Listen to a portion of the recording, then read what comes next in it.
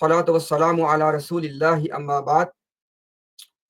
So, inshallah, let's discuss those 5 techniques which Ahmadiyya establishment and Ahmadiyya clergy, which they use in their discourse, in their writings, in their debates, in their discussions, as a tool to deceive people, primarily their own people, because these techniques cannot deceive the other Muslims. They are only trying to retain or deceive their own community. Now, I apologize. I have a bit of sore throat, so inshallah. If there is a bit of interruption, I beg your pardon. So, point number one, or technique number one: never start by mentioning your own complete belief. It will never happen. I give you the example. Recently, on their official platform, they have done about 5 or 6 live streams on this topic of prophethood. Now, I'm appealing to all the people who are reasonable and who agree with the agreed upon principles of discussion in any debate or discussion. Before you start giving your arguments, before any of that thing, the first point is you need to mention what is your belief on that particular issue. What is your complete belief? Now, sitting here, let me tell you as example the complete belief of Jamaat Ahmadiyya on the topic of prophethood. And I challenge entire Ahmadiyya establishment. If you have the courage, come and confront us in a public debate. We are going to mention your belief. Come and confront us in a public debate. So their belief has 2 parts. First part is the prophethood, which started with Adam alayhi salam, has ended in its totality. Let me repeat. The prophethood that started with Adam alayhi salam has ended in its totality on Prophet Muhammad sallallahu alaihi wasallam. What I mean by totality? According to Ahmadiyya belief, the prophets who used to come or who started to come from Adam alayhi salam and continue till Nabi Muhammad sallallahu alaihi wasallam, in Ahmadiyya ideology, in Ahmadiyya belief, they were of 2 types. One is called Hakiki Nabi, those prophets who used to bring a new law, or you can say law-bearing prophets. And second category was those who would not bring a new law, or non-law-bearing prophets. They call them Mustaqil Nabi, independent prophets. Now pay attention. When I said that, according to Ahmadiyya movement, Ahmadiyya ideology, Ahmadiyya cult, prophethood, which started with Adam alayhi salam, has ended in its totality on Prophet Muhammad sallallahu alaihi wasallam. And totality means there were only 2 types of prophets who used to come as per Ahmadiyya, and both of those 2 types have been closed till Yomul Qiyamah. So if there were 2 types and both of them have come to an end till Yomul Qiyamah, what does that mean? Totality. That is totality. So that is the first part of their belief. Second part of their belief is in the ummah of Nabi Muhammad sallallahu alaihi wasallam, there is one person, one who is deserving. Pay attention. There is one person in this ummah who is deserving to be a prophet. There is one person in this ummah who has been prophesied to be a prophet. There is one person in this ummah whose prophethood has been stamped by the prophet, and that person is Mirza Ghulam Ahmad Qadiani. Finished. That's it. I am challenging the entire Ahmadiyya establishment. I have mentioned your belief in 2 parts. Come and confront us. And then they try to create an exit. Oh, but we don't know about the future. Guess what? They try to say in the public that, but in the future somebody can come. Listen, when this debate will happen, with Allah's tawfiq, with Allah's permission, I will prove that if an Ahmadi says or believe that a prophet can come after Mirza Ghulam Qadiani, he is declaring that Mirza Ghulam Qadiani was a liar. Add this third point to your belief. Why? Because you try to create this exit for yourself. Oh, we don't know the future. I will establish from your own literature that the moment you say that a prophet like Mirza Ghulam Qadiani can come in the future, you are denying and you are declaring that Mirza Ghulam Qadiani was a liar. You only have two options. Either say that no prophet in Ahmadiyya can come after Mirza Ghulam Qadiani. That's one option for you. The second option is declare that Mirza Ghulam Qadiani was a liar. Come and debate. So this is the example. This is why they have done 6 live streams, 1.5 hour long, sometimes longer than 1.5 hour presentations. Oh, prophethood in Islam, prophethood in Ahmadiyya. Hello? You first need to state your belief. And this is the game they are playing for more than a century now. They never state their belief. Never. Let me say this last point again. Ahmadiyya establishment, come and tell me. You only have two options. And we'll prove that to you. Either declare Mirza Ghulam Qadiani a liar or make a public statement that in your cult, in your movement, in your ideology, in your mythology, no prophet can come after Mirza Ghulam Qadiani. Why are you hiding this? The first two parts I stated, they are agreed upon. The first two parts of their belief, I have number one, that prophethood which started with Adam alayhi salam, it has ended in its totality on Nabi Muhammad sallallahu alaihi wasallam. First part. And second one, in this ummah, there is only one person who is deserving to be a prophet. There's only one person who is whose prophethood is stepped by the prophet. There's only one person who is prophesied to be a prophet, and that's Mirza Ghulam Qadiani. These are the two parts of their belief. They never tell people. Right in the beginning of the discussion, you must state your belief. And one of their deceptive murabbi, you know what he says? He says that, but Muslims believe that हर तरह की नबूवत खत्म हो गई है. This is how he plays this game. What do you mean by har tarah ki? All type. There were two types. Mr. Cleric, Mr. Deceptive Cleric. You have not seen the level of deception. And this particular cleric who says, har tarah ki nabuwat khatam ho gayi hai. He's a snake with two mouths. He's a two-mouth snake. When he sits on his official channel, he says, my reward is with Allah. I don't want to respond back to you. And when he wants to accuse people, when he wants to hit people below the belt, then he jumps on his own private channel. What a liar. What a two-mouth snake you are. And now this is the reason you are hiding behind those 8 laptops. 4 on the table, 4 behind the table. If you are a man, if, it's a big if here, dare to be in my presence. You are trying to, rebuke these common Muslims honestly. Oh, they say, oh, this saint says this, vilayat takwiniya, blah, blah. Listen, Mr. Cleric, Mirza Ghulam Qadiani said, belief of a true Muslim is he must go on the shrines and the graves and sit there. Telling me, what a deceiver you are. Common Ahmadis, wallahi, if you have the knowledge of the books of Mirza Ghulam Qadiani and then you will listen to these murabbis, then I will see that how would you feel. Try to walk in my shoes. Mirza Ghulam Qadiani is declaring that the true Islam, the proper Islam is that you go on the graves of the dead people and sit there and talk to their arwah, to their souls. And this cleric says, oh, look, Barelvis are doing this, Fulan is doing this. Come and debate with me on this topic. Mirza Ghulam Qadiani said, and Mirza Ghulam Qadiani declared this one as a belief.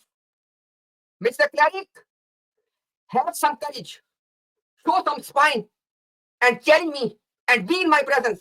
Mirza Ghulam Qadiani declared that Anbiya and Awliya, after their death, they become alive in their graves. They become alive in their graves. And they come and meet people in the state of awake, not sleep, not vision. This is your religion. And now you understand that why this cleric is hiding behind 4 laptops on the table and 4 on the floor. Now you know that. Now you understand that why they are always bunch of people and he wants to be surrounded by them and he does not want to be in my presence by himself. Because he knew this. Mirza Ghulam Qadiani was the worst grave worshipper. Come and tell me on this one. So this is the first belief of Ahmadiyya, technique of Ahmadiyya cult. That never mention your belief, hide your belief. This is called the true taqiyya. This is called true taqiyya. That you want to debate people and you want to hide your belief. If you have courage, before you enter into any debate, put your belief on the table. And we'll do this first. Mirza Ghulam Ahmad Qadiani said that the true Islam is you go and sit on the graves of dead people. Carry me.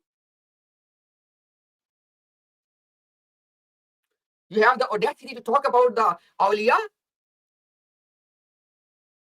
First go and check your own house. This is just a bit of taste. Just a bit of taste.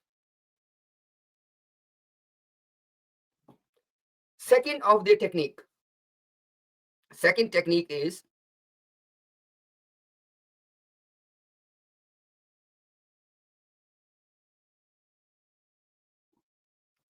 second of their technique is continuous emotional appeal. And the famous example is persecution or excommunication narrative. No matter what topic you discuss with them, no matter what academic discussion you have with them, they immediately want to talk about Pakistan.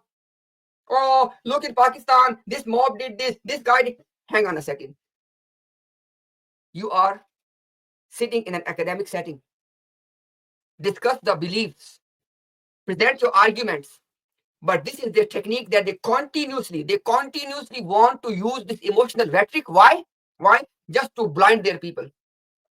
That their people should not focus on the actual strength or weakness of the argument. Rather, they just get lost into this emotional rhetoric. Go and watch any debate, any discussion. That's the technique they use. They would call, mukhalifeen jamaat, our opponents, munkareen of the Prophet, blah, blah, blah. All of this emotional rhetoric is for to achieve one purpose. It is to achieve one goal. And the goal is people, they want their community to not focus on the actual argument. They want people to stay blind and they just lost in this emotional rhetoric. And those of you who are watching this debate and discussion, you have seen this. You have witnessed this already. Now, how they play this game. If you remember that on the other in one live stream, all in a sudden, Raheel started to say, "Oh, Muhammad Imtiaz and Adnan Rashid, they support the persecution in Pakistan, blah blah blah." What a nonsense! What a below the belt!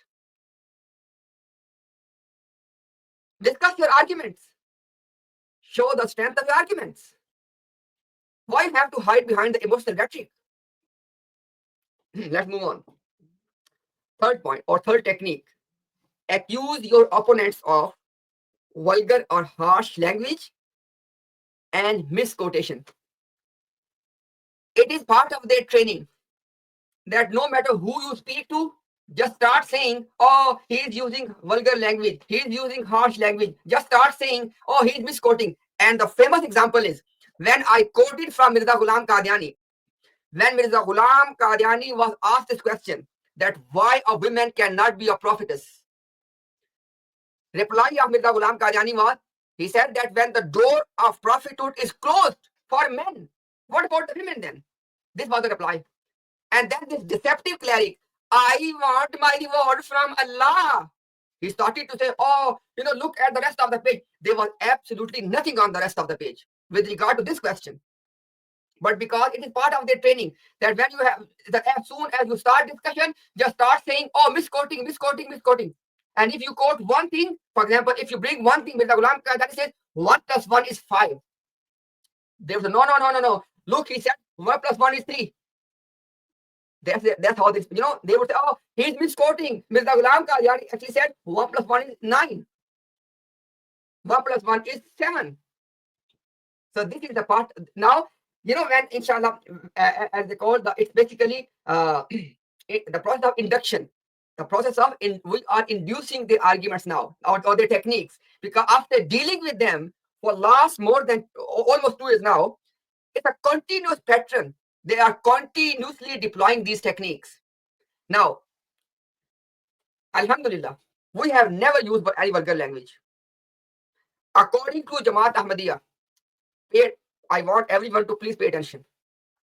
According to Jamaat Ahmadiyya, the name of the book is Khatme Nabuwat Ki Hakikat, written by Mirza Bashir Ahmad M.A., son of Mirza Ghulam Qadiani, your Kamrul Anbiya, the moon of the prophets.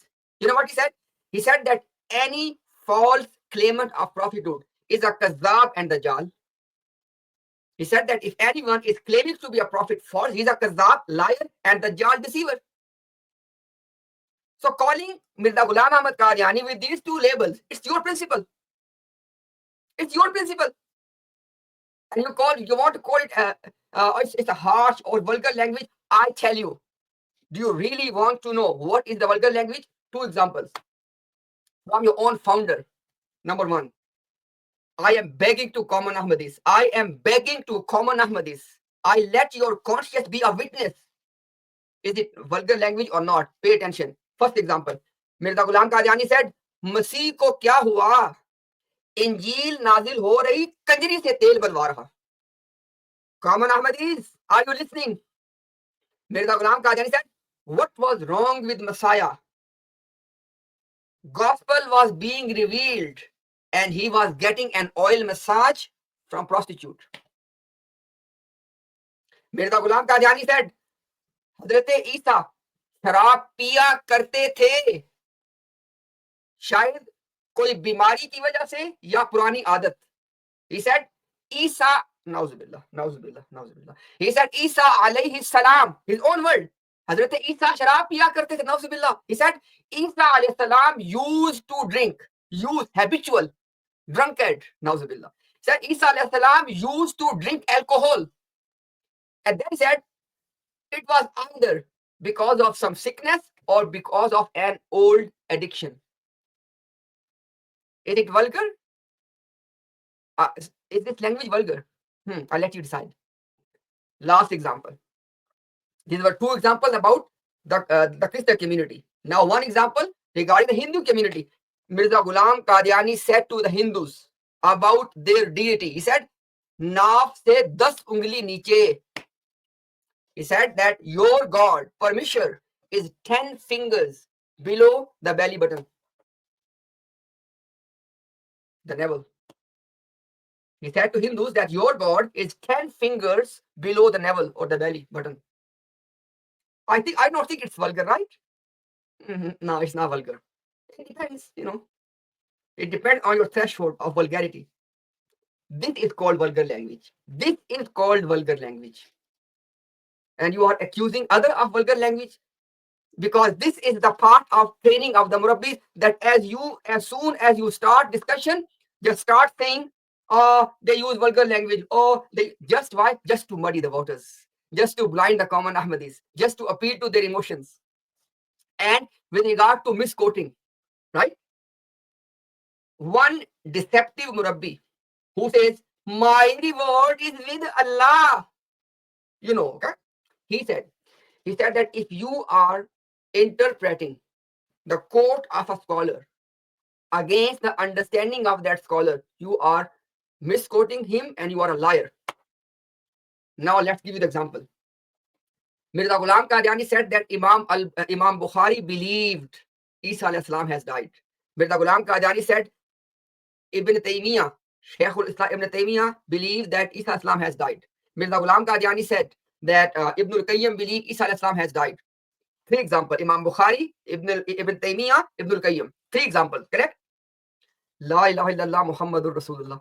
From Ibn Taymiyyah, from Ibn al-Qayyim, we have the clear statements in which they are affirming and mentioning the descending and coming of Isa ibn Maryam. and they were using their quotes, they were misinterpreting their quotes against the belief of the author. This is called misquoting. This is called the worst examples of misquoting. That these great scholars who were standing for the belief, your guy is accusing them and misquoting them. This is called misquotation. But you know what? This is part of their training.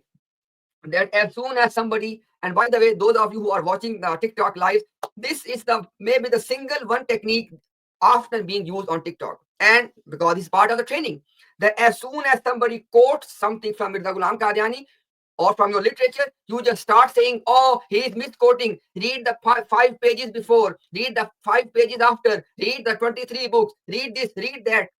Hang on a second. You are asking us to have holistic approach about Mirza Ghulam Qadiani. And guess what? You are doing the worst tahrif in the books of all scholars. You are misquoting, misinterpreting all Islamic scholarship.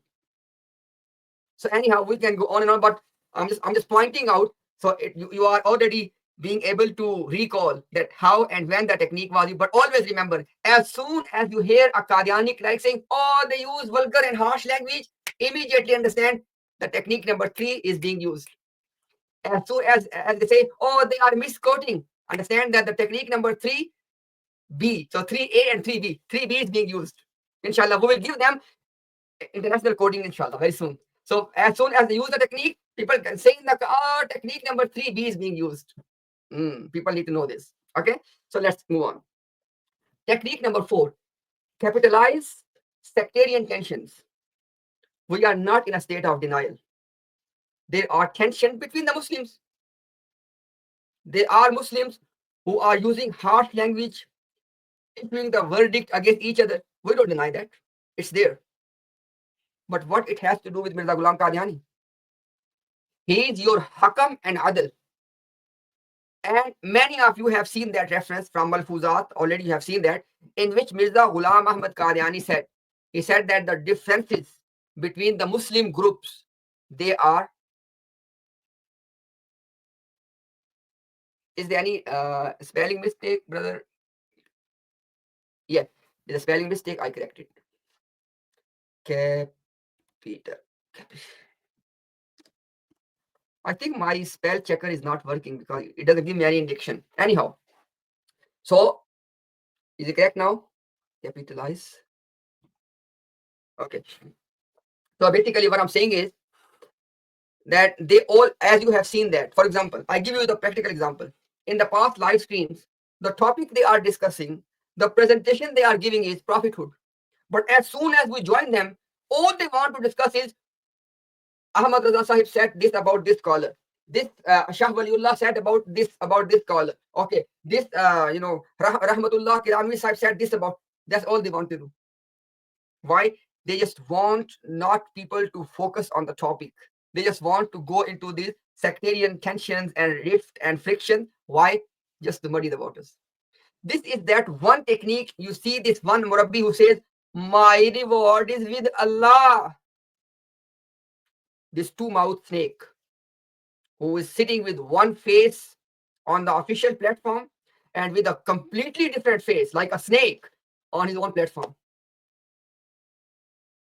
Just imagine this particular cleric, this liar, this deceiver, he's publishing the videos by dropping the arrows at Adnan Rashid and saying that Adnan Rashid is defending Ahmadiyya and refuting Imtiaz. Just imagine. This is the thumbnail. This two-faced person. I wish that inshallah soon a debate takes place between myself and this. I want my reward from Allah. I wish this debate, and the topic should be awliya, graves, saint. Your favorite topic, right? You're doing a lot of research on this topic. Let's debate this topic. The topic of graves, the topic of praying to the saints, the topic of vilayat-e takwiniya, your favorite topic. You naughty. Okay, let's discuss that. Okay. Wallahi, my brothers and sisters, please forgive me if you are, if you are having this feel that I am too much stirred up. Look, wallahi, you have no idea that how deceptive and deceiving these people are. You have no idea. There is one thing, one picture of their mythology in their books, and a completely different picture they want to give on their live streams. There is one face they are sitting with on their official platform, and completely different face sitting on their private channels. So, fifth technique,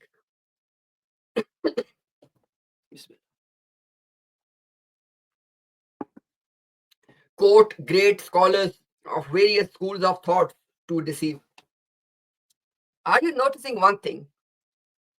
The recurring theme, the underlying theme of all the techniques is deception.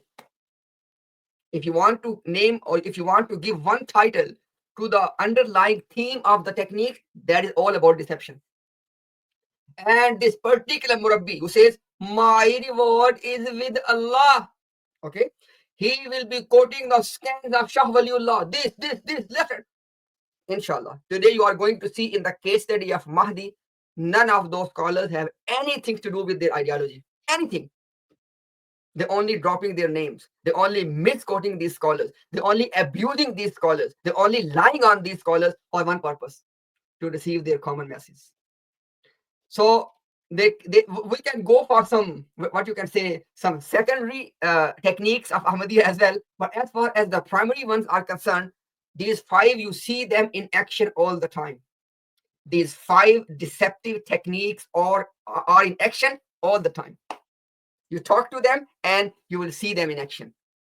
Now, inshallah, this was the first part in which I just wanted to walk you through from the deceptive techniques. And now, inshallah, in the second part, we are going to take the case study of Mahdi. Omar, are you with us? Omar bhai, are you with us?